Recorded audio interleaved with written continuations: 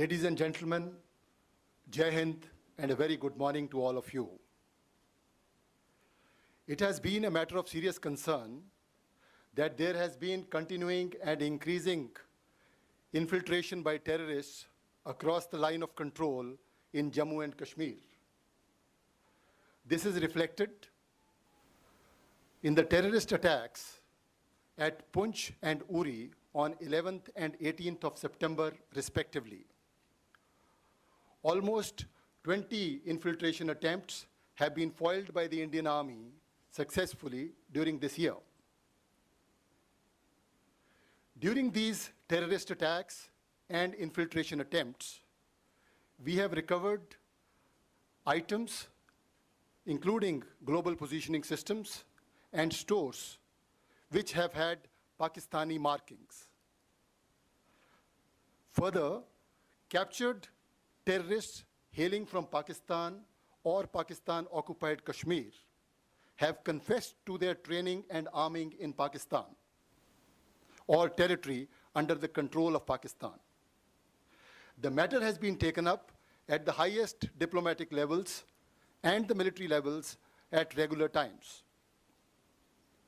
India has actually also offered consular access to the apprehended terrorists to Pakistan to verify their confessions. Furthermore, we had proposed that fingerprints and DNA samples of terrorists who had been killed in the Uri and Poonch encounters can also be made available to Pakistan for their investigations.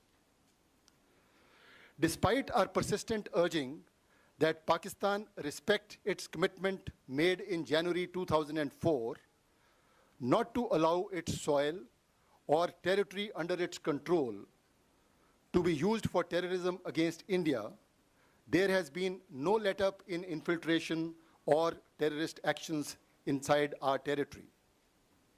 If the damage was limited, it has been primarily due to the efforts of the soldiers of Indian Army who are deployed in a multi-tier counter-infiltration grid, and most of the infiltration bids have been foiled at those locations. The Indian Armed Forces have been extremely vigilant in the face of continuing threat.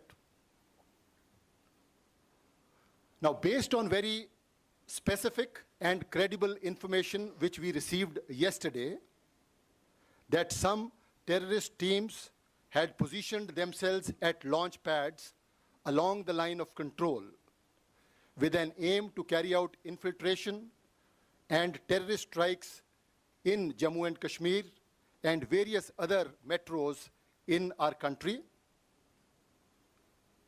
The Indian Army conducted surgical strikes last night at these launch pads.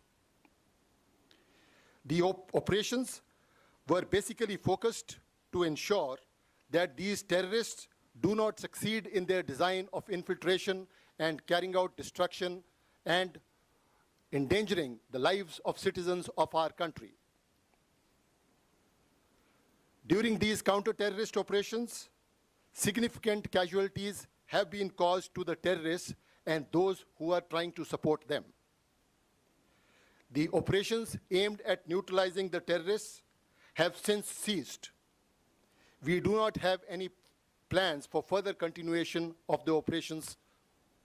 However, the Indian Armed Forces are fully prepared for any contingency that may arise.